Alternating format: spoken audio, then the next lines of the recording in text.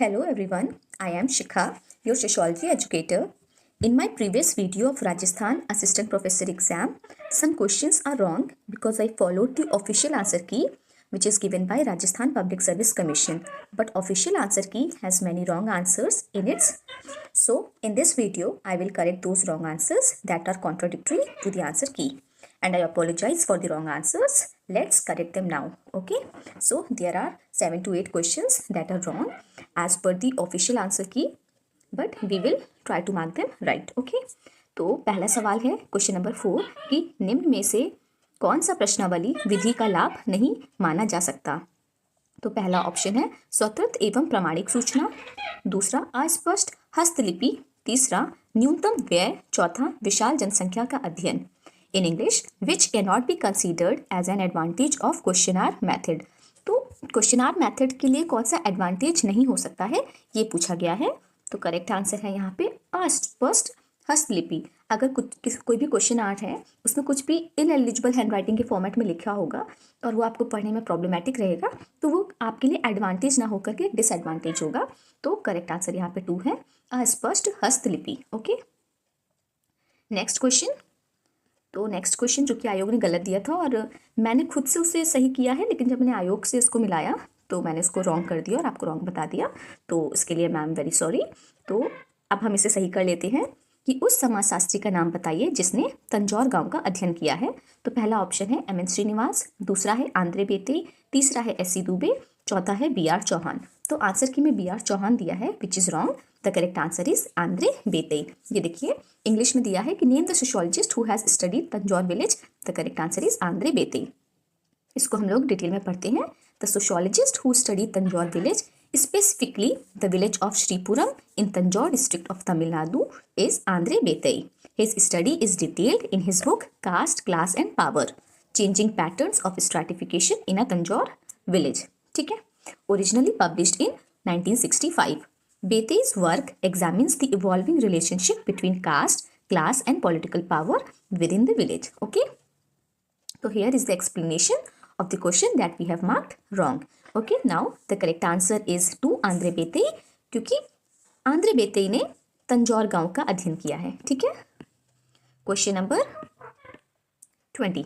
ठीक है, तो क्वेश्चन नंबर 20 ये भी आयोग ने गलत दिया है, तो हम इसे सही करते हैं कि निम्नलिखित में से कौन सी विशेषता एस सी दुबे द्वारा विवेचित ग्रामीण एवं नगरीय संदर्भों में परंपराओं के 6 चरणीय वर्गीकरण का भाग नहीं है। Out of which feature is not a part of 6-fold classifications of traditions formed by S.C. Dubey in rural and urban context।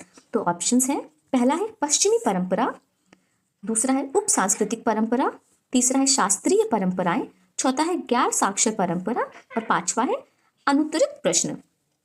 RPSC में 5th ऑप्शन देते हैं कि if you are not marking any of this तो आप अनुत्तरित प्रश्न पे टिक लगाना होता है। तो इन चारों में से पूछा है which of the following is not a feature of 6-fold classification of tradition formed by S.C. Dubey। तो करेक्ट आंसर हियर इज 4 गैर साक्षर परंपराएं, नॉन लिटरेट ट्रेडिशंस। ठीक है, तो अब हम इसका एक्सप्लेनेशन देखते हैं कि according to S.C. Dubey's 6-fold classification of tradition in rural and urban context, the feature that is not included is non-literate traditions। ठीक है, तो दुबे's classification consists of the following traditions। तो वो ट्रेडिशंस हैं classical tradition, national traditions, regional traditions, local tradition and western traditions. Okay, and the last one is sub cultural traditions of social groups. Okay, तो the correct answer here is non literate traditions. Okay, non literate tradition गैर साक्षर परंपराएं।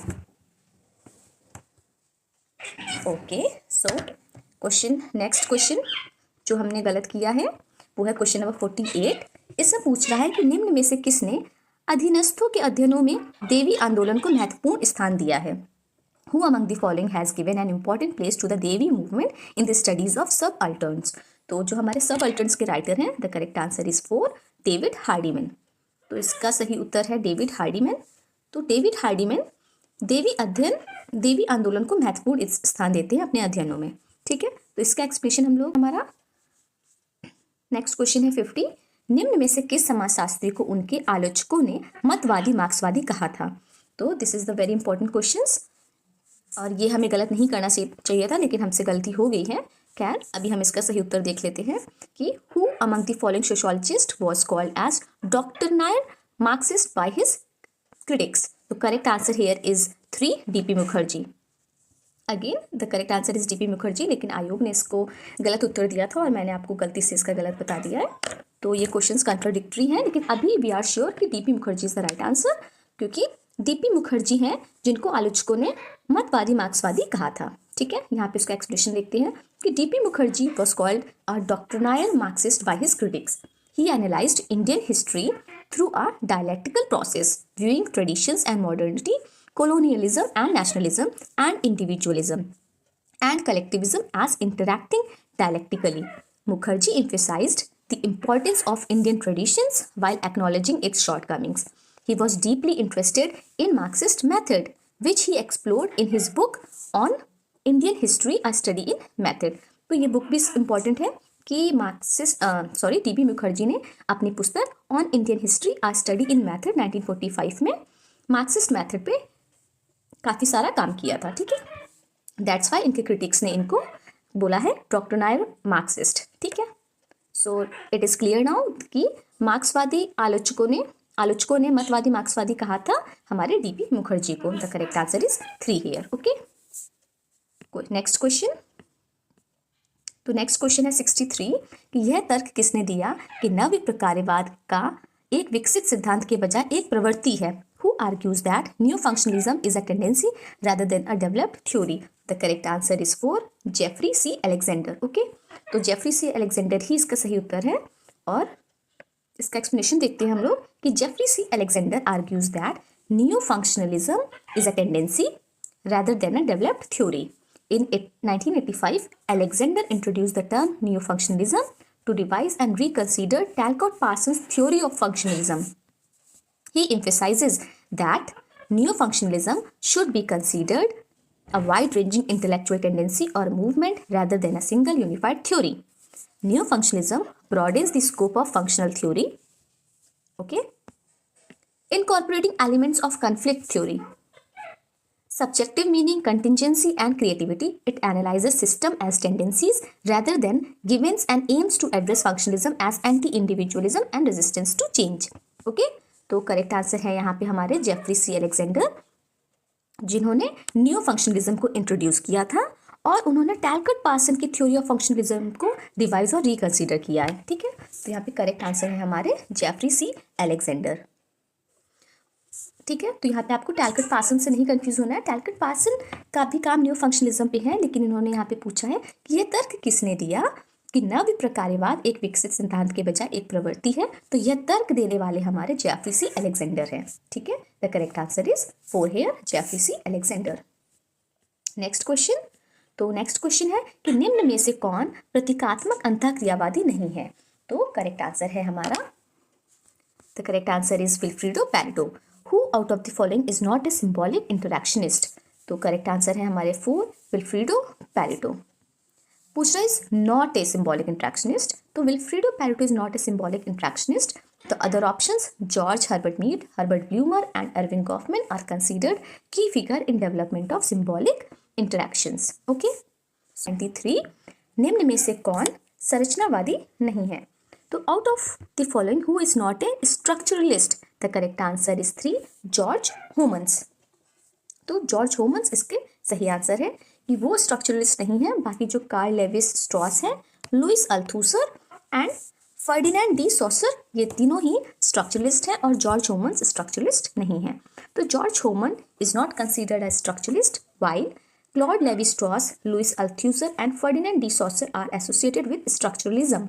Homans contested the central idea of structuralism by denying the existence of social system independent of individualisms. Okay, got it? So we have the last question that 13 कि सामाजिक अनुसंधान में भौगोलिक क्षेत्र के चुनाव के लिए कौन सा निदर्शन विधि का प्रयोग किया जाता है। Which sampling method is used to select a geographical area in social research? The correct answer is 2, grid method. Grid विधि का उपयोग किया जाता है। इसको हम लोग पढ़ते हैं कि जो ग्रिड मेथड होता है is use to select a geographical area in a social research. This method involves dividing the area into grid and then randomly selecting grid squares for study. तो जब भी सामाजिक अनुसंधान में हमें भौगोलिक क्षेत्र के चुनाव के लिए निदर्शन विधि का प्रयोग किया जाता है तो उस विधि को हम लोग ग्रिड मेथड कहते हैं. ओके, तो grid method is used to select a geographical area in social research. The answer is 2 here. Okay, so